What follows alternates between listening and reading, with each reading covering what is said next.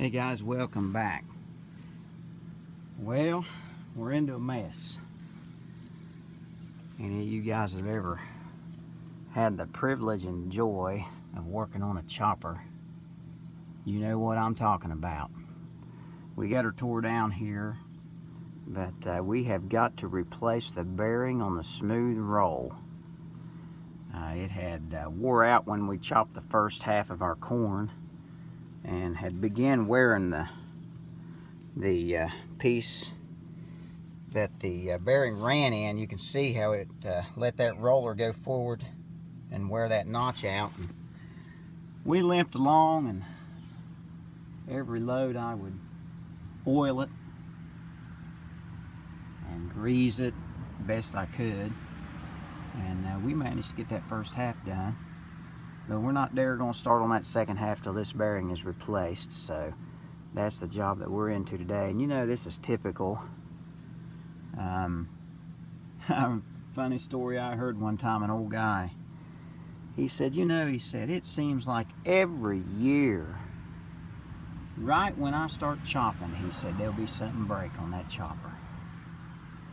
I don't know if he was paying attention to what he was saying or not, but the chopper sits in the barn the rest of the year, and you get one chance to use it. That, I guess that would be kind of common sense. That is when it's going to break down. But anyway, this machine's under an awful lot of stress, and it undergoes quite a rough existence when it is working. So, but that smooth roller is meant to kind of help carry that corn in to the knives. For any of you guys that don't know, you've got some rollers up here in the front there and there. They roll and carry it back. Then the smooth roller takes it back into the knives there, kind of rolls across. But there's also what is called a smooth roll scraper, which is right here. Okay, that keeps the buildup of the corn to a minimum, and you need that right practically rubbing that smooth roll. If it doesn't, you'll get a buildup of corn, and you would be surprised how that affects the quality of the corn silage. You'll start seeing some stemmy corn going through, and it just doesn't cut it up right. So whenever this smooth roll right here got the bearing wore out and it went forward, it took it away from that scraper, and I could see the quality of our silage wasn't quite as good as we would like. So every little part on this machine is important, and you really kind of have to, you really should pay close attention, because it all matters in the end. So right behind the smooth scraper here is a stationary knife.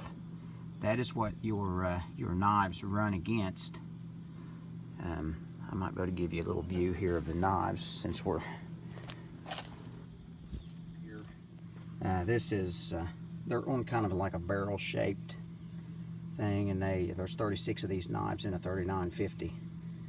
But they spin at a blurring speed, and they run, I like to have them just barely rubbing that stationary knife.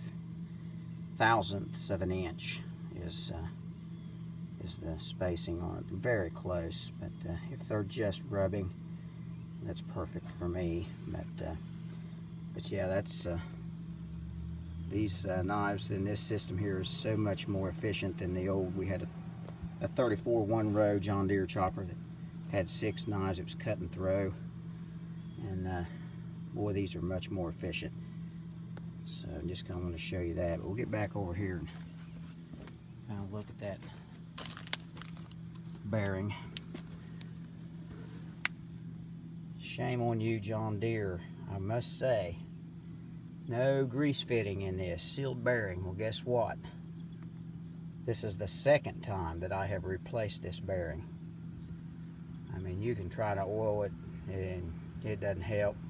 The bearing on the outside of this chopper is not so hard to replace, but now the one on the inside, buddy, you're into a job.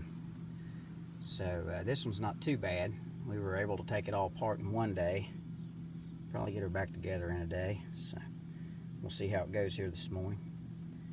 But just kind of wanted to get you in on what we're into here today. Probably going to lose a little skin here in a little bit. Thank you guys for watching. Catch up to you on the next video.